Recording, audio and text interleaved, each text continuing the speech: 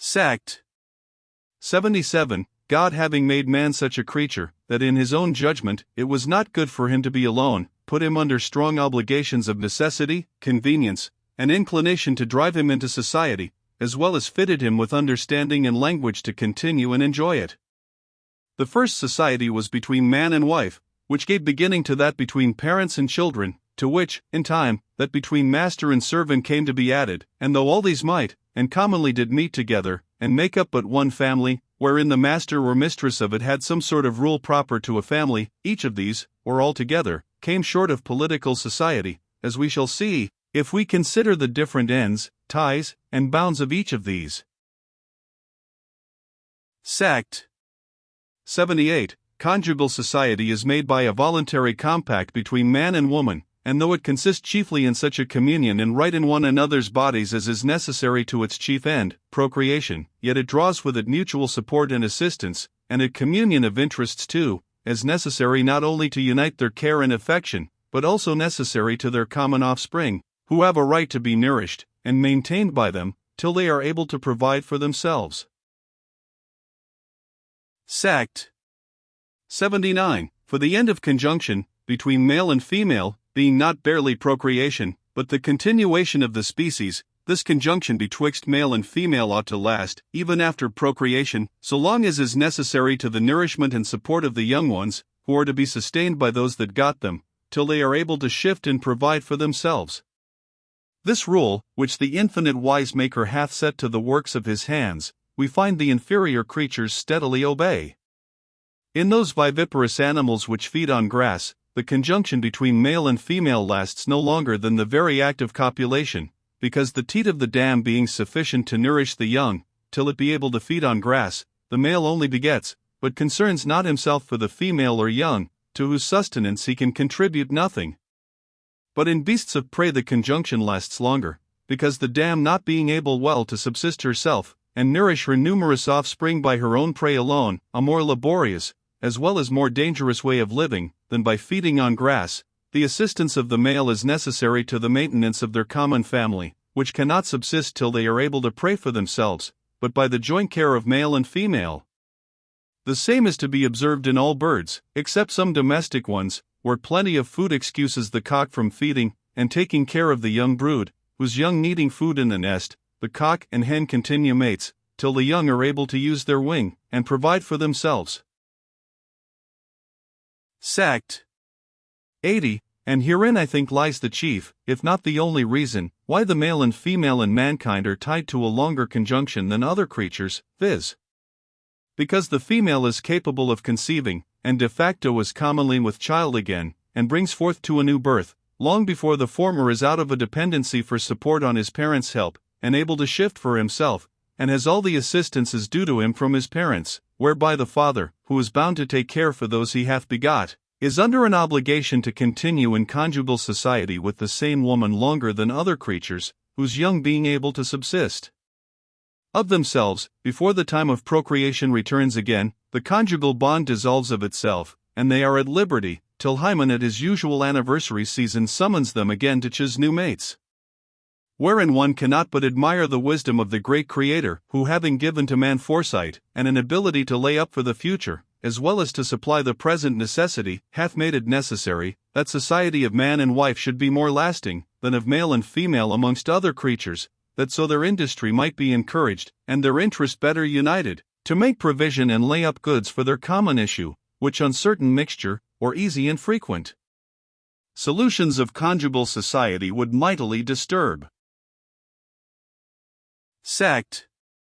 81. But though these are ties upon mankind, which make the conjugal bonds more firm and lasting in man than the other species of animals, yet it would give one reason to inquire, why this compact, where procreation and education are secured, and inheritance taken care for, may not be made determinable either by consent, or at a certain time, or upon certain conditions, as well as any other voluntary compacts, there being no necessity in the nature of the thing, nor to the ends of it, that it should always be for life, I mean, to such as are under no restraint of any positive law, which ordains all such contracts to be perpetual. Sect. 82. But the husband and wife, though they have but one common concern, yet having different understandings, will unavoidably sometimes have different wills too, it therefore being necessary that the last determination, i.e. the rule, should be placed somewhere, it naturally falls to the man's share, as the abler and the stronger.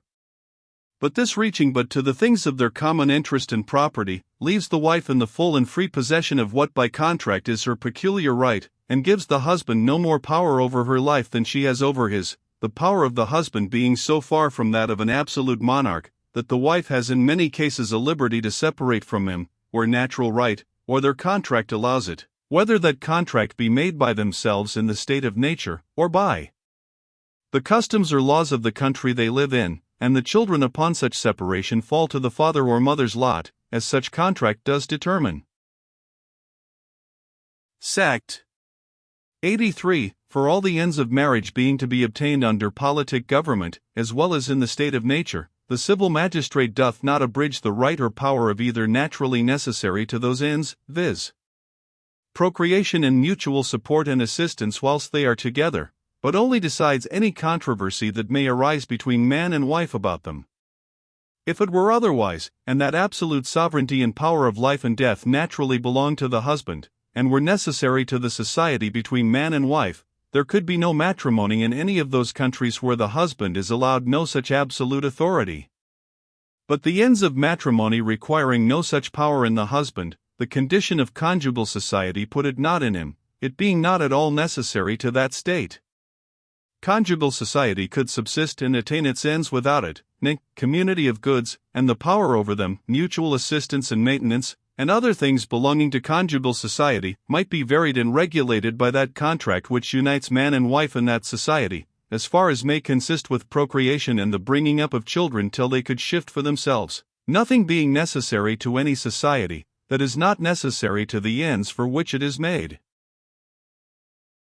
Sect.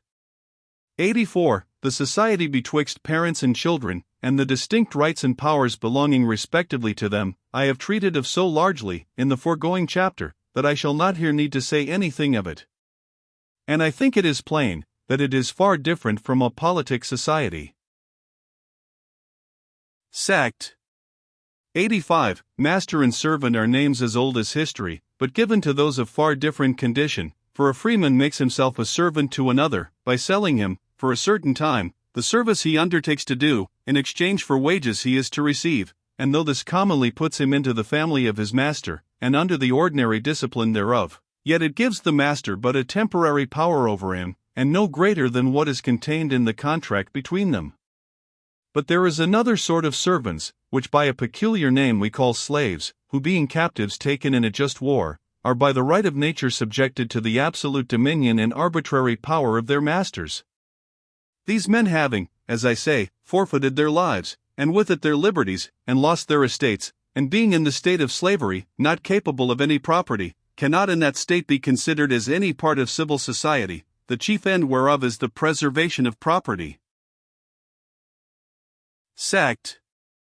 86. Let us therefore consider a master of a family with all these subordinate relations of wife, children, servants, and slaves, united under the domestic rule of a family, which, what resemblance soever it may have in its order, offices, and number 2, with a little commonwealth, yet is very far from it, both in its constitution, power and end, or if it must be thought a monarchy, and the pater familias the absolute monarch in it, absolute monarchy will have but a very shattered and short power, when it is plain, by what has been said before, that the master of the family has a very distinct and differently limited power, both as to time and extent, over those several persons that are in it, for excepting the slave, and the family is as much a family, and his power as pater familias is great, whether there be any slaves in his family or no, he has no legislative power of life and death over any of them, and none too but what a mistress of a family may have as well as he. And he certainly can have no absolute power over the whole family, who has but a very limited one over every individual in it. But how a family, or any other society of men, differ from that which is properly political society, we shall best see, by considering wherein political society itself consists. Sect. 87. Man being born, as has been proved, with a title to perfect freedom and an uncontrolled enjoyment of all the rights and privileges of the law of nature, equally with any other man, or number of men in the world, hath by nature a power, not only to preserve his property, that is, his life, liberty and estate, against the injuries and attempts of other men, but to judge of, and punish the breaches of that law in others, as he is persuaded the offense deserves, even with death itself, in crimes where the heinousness of the fact, in his opinion, requires it. But because no political society can be, nor subsist, without having in itself the power to preserve the property, and in order thereunto, punish the offences of all those of that society, there, and there only is political society, where every one of the members hath quitted this natural power, resigned it up into the hands of the community in all cases that exclude him not from appealing for protection to the law established by it. And thus all private judgment of every particular member being excluded, the community comes to be umpire, by settled standing rules, indifferent, and the same to all parties, and by men having authority from the community, for the execution of those rules, decides all the differences that may happen between any members of that society concerning any matter of right, and punishes those offences which any member hath committed against the society, with such penalties as the law has established. Whereby it is easy to discern who are, and who are not, in political society together. Those who are united into one body, and have a common established law and judicature to appeal to, with authority to decide controversies between them, and punish offenders, are in civil society one with another, but those who have no such common appeal, I mean on earth, are still in the state of nature, each being, where there is no other, judge for himself, an executioner, which is, as I have before shewed, the perfect state of nature. Sect. 88. And thus the Commonwealth comes by a power to set down what punishment shall belong to the several transgressions which they think worthy of it, committed amongst the members of that society, which is the power of making laws, as well as it has the power to punish any injury done unto any of its members, by any one that is not of it, which is the power of war and peace winky face, and all this for the preservation of the property of all the members of that society, as far as is possible. But though every man who has entered into civil society, and has become a member of any commonwealth, has thereby quitted his power to punish offences against the law of nature, in prosecution of his own private judgment, yet with the judgment of offences, which he has given up to the legislative in all cases, where he can appeal to the magistrate, he is given a right to the commonwealth to employ his force, for the execution of the judgments of the commonwealth, whenever he shall be called to it, which indeed are his own judgments, they being made by himself, or his representative. And herein we have the original of the legislative and executive power of civil society, which is to judge by standing laws, how far offences are to be punished, when committed within the commonwealth, and also to determine, by occasional judgments founded on the present circumstances of the fact, how far injuries from without are to be vindicated, and in both these to employ all the force of all the members, when there shall be need. Sect. 89. Wherever therefore any number of men are so united into one society, as to quit every one his executive power of the law of nature, and to resign it to the public, therein there only is a political, or civil society. And this is done, wherever any number of men, in the state of nature, enter into society to make one people, one body politic, under one supreme government, or else when any one joins himself to, and incorporates with any government already made, for hereby he authorizes the society, or which is all one, the legislative thereof, to make laws for him, as the public good of the society shall require, to the execution whereof, his own assistance, as to his own decrees, is due. And this puts men out of a state of nature into that of a commonwealth, by setting up a judge on earth, with authority to determine all the controversies, and redress the injuries that may happen to any member of the commonwealth, which judge is the legislative, or magistrates appointed by it. And wherever there are any number of men, however associated, that have no such decisive power to appeal to, there they are still in the state of nature. Sect.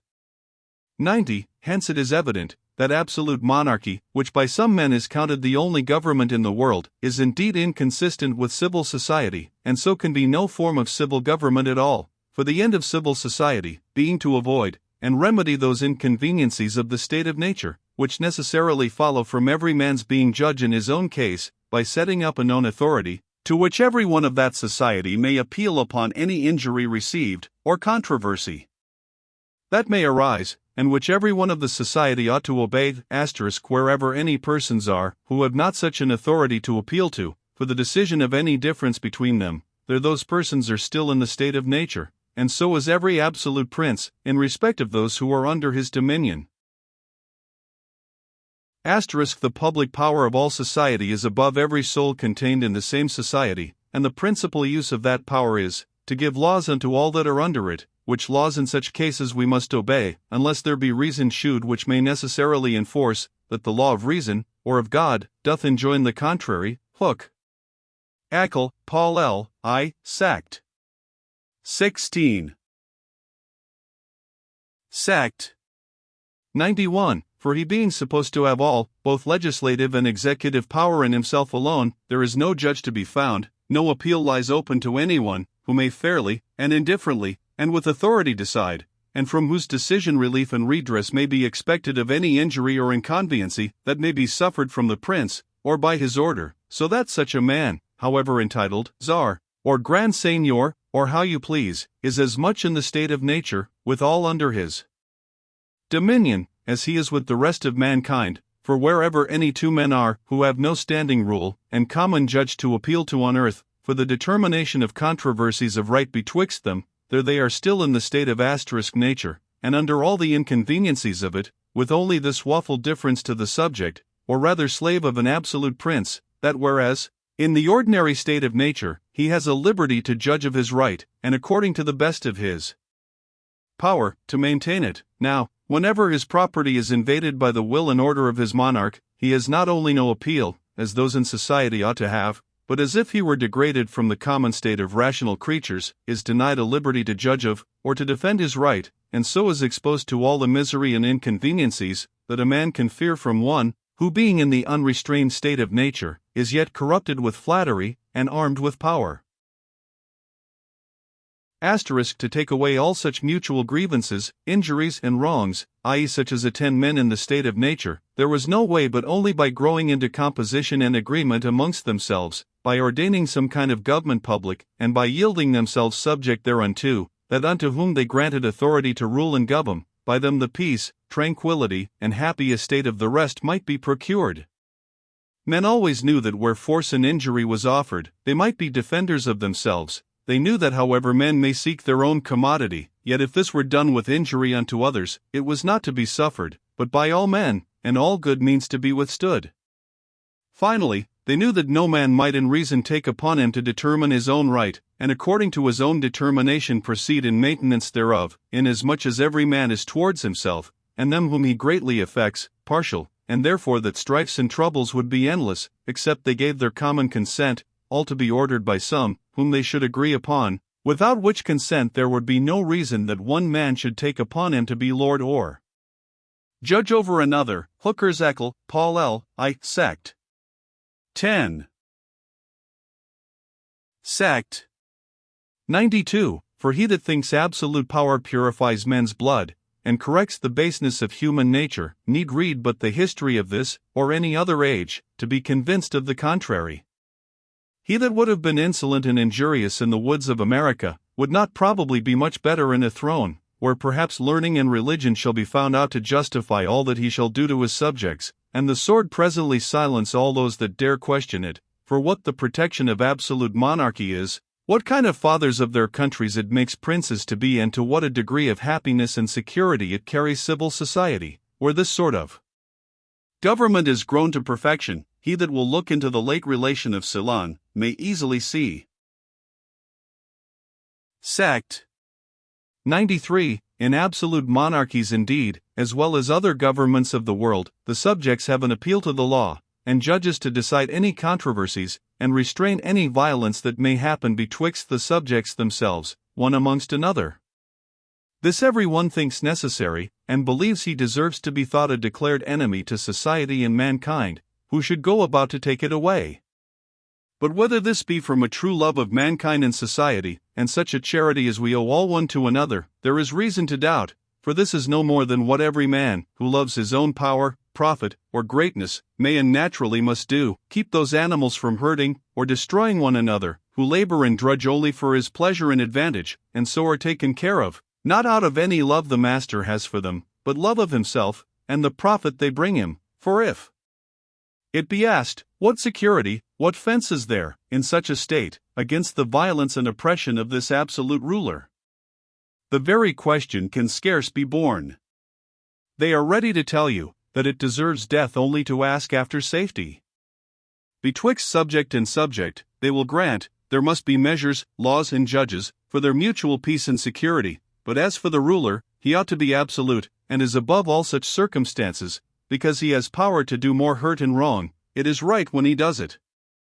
To ask how you may be guarded from harm or injury, on that side where the strongest hand is to do it, is presently the voice of faction and rebellion, as if when men quitting the state of nature entered into society, they agreed that all of them but one should be under the restraint of laws, but that he should still retain all the liberty of the state of nature, increased with power, and made licentious by impunity.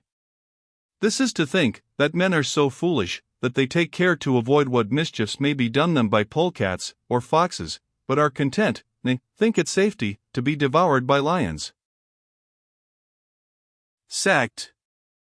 94. But whatever flatterers may talk to amuse people's understandings, it hinders not men from feeling, and when they perceive that any man, in what station soever, is out of the bounds of the civil society which they are of, and that they have no appeal on earth against any harm they may receive from him, they are apt to think themselves in the state of nature, in respect of him whom they find to be so, and to take care, as soon as they can, to have that safety and security in civil society,